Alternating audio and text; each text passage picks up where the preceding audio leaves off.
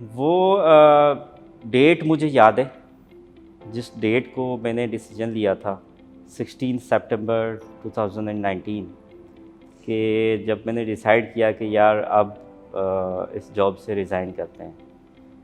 क्योंकि वो जो एक पैशन था ना कि अपना काम करना है, अपना स्टार्टअप करना है, अपने आइडिया जो अभी माइंड में है उसको एक शेप देना है, वो अब जो है ना रहा नहीं जा रहा था उससे।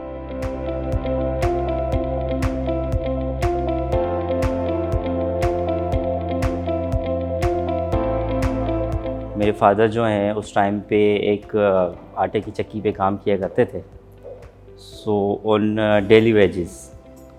उस टाइम पे हमारे पास कोई मंथली ग्रोसरी का भी कॉन्सेप्ट नहीं होता था।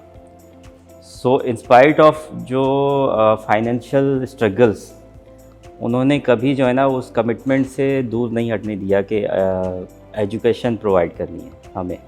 पूरा क्रेडिट जो है मेरे पेरेंट्स को जाता है। मैं हमेशा हर फोरम पे मैं कभी शाय नहीं करता ये बात बताने से कि वो खुद पढ़े लिखे नहीं थे, नहीं हैं, लेकिन उन्होंने हमें एजुकेशन प्रोवाइड की। क्योंकि वो चाहते तो हमें भी मज़दूरी पे लगा सकते थे, क्योंकि उससे उस टाइम पे अर्निंग आ जानी थी। बट उनकी जो रेजिलियंस थी, उनकी जो कमिटमेंट थी, वही रीज़न है कि हम यहाँ पर हैं। Not just my father but मेरी जो अम्मी है, वो मुझे याद है कि हम जो है स्कूल्स में जो वो उन बैग बना के दिया करती थी हमें। सो वही कमिटमेंट है कि आज जो है ना मैं इस पोजीशन पर हूँ। तो I always be thankful to God and to my parents कि उन्होंने हमें इस पोजीशन पे पहुँचाया।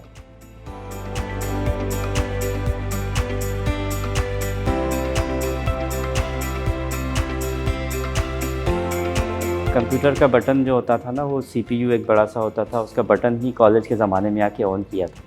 सो अगर फ्रैंकली स्पीकिंग तो जो सॉफ्टवेयर इंजीनियरिंग की जो चॉइस मिली थी, वो हमारी खुद की चॉइस नहीं थी इनिशियली, क्योंकि इतना एक्सपोजर नहीं था उस टाइम पे। But when I started studying software engineering, तो वो बहुत ही इंटरेस्टिंग लगा, क्योंकि वो लॉजिक्स और वो प्रोग्रामिंग करना, वो फिर लगा कि हाँ यही एक पैशन है जो कि मैं भी प्रीवियसली हिडन था, जो अब आ रहा है।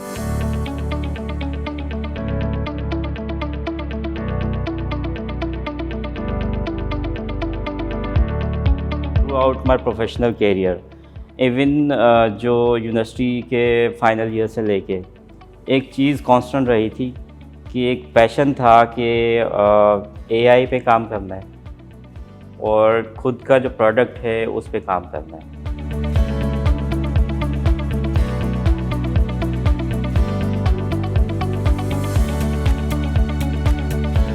I decided to resign from a full time well paid job. एक डिसीजन लिया और फिर खुद को एक टारगेट दिया था मैंने कि अगले 3 महीने हैं मेरे पास। अगले 3 महीने तक जो मेरे माइंड में आइडिया है उसको प्रॉपर शेप देना है, उसको उसका विज़न और क्लियर करना है। एटलीस्ट उस जो आइडिया है उसको इन डेवलपमेंट लाना है, ताकि मुझे आगे का रास्ता नज़र आए कि अच्छा मैं कर सकता हूँ। प्लान यही था कि दोबारा ज़ीरो पे आना है, लेकिन फिर आगे जाना है।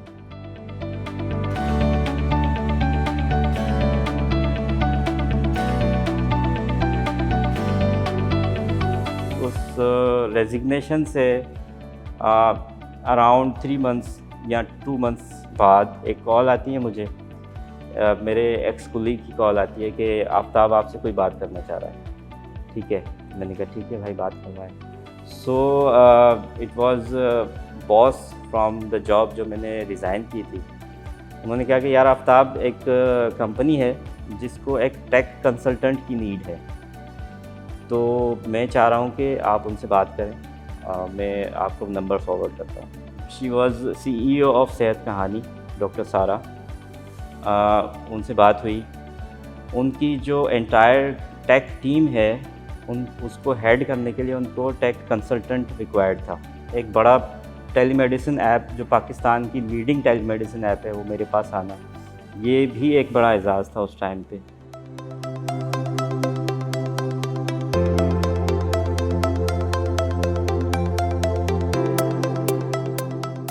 मैं पर्सनली अपने स्टार्टअप और अपनी बात करूं तो मैंने अपना जो आइडिया है उसकी डेवलपमेंट तो स्टार्ट कर दी थी, चलें वो एंड तक भी आ गई, but I was not aware of how to pitch to my potential customers, how to create my marketing plan, और मुझे इवन पिच डेक का प्रॉपर फॉर्मेट क्या होना चाहिए ताकि मैं जब किसी कस्टमर को अपना आइडिया पिच करने जा रहा हूँ तो वो इम्पैक्टफुल होना चाहिए।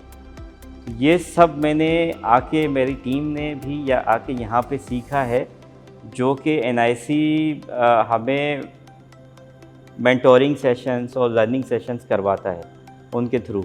उसके अलावा जो ये वर्क इन्वायरमेंट जो प्रोवाइड कर रहे हैं, प्रोफेशनल वर्क इन्वायरमेंट, वो मैं समझता हूँ कि हैदराबाद के रीजन की स्पेसिफ़िकली जो यूथ है, जो फ्रेश ग्रेजुएट्स हैं, उनके लिए बहुत बड़ा फ़ायदा है।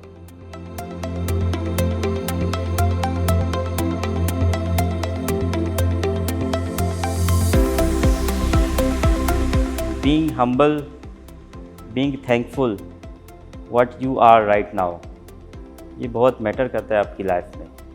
कि अगर मैं आज बैठ के आज से 5 साल पहले सोचूं तो मुझे आइडिया भी नहीं होगा उस टाइम पे कि मैं कहाँ पर जाऊँगा, और वो किस वजह से आया हूँ कि you be happy what you have right now, और उसमें आप जो है ना वो उसी में चलते रहे।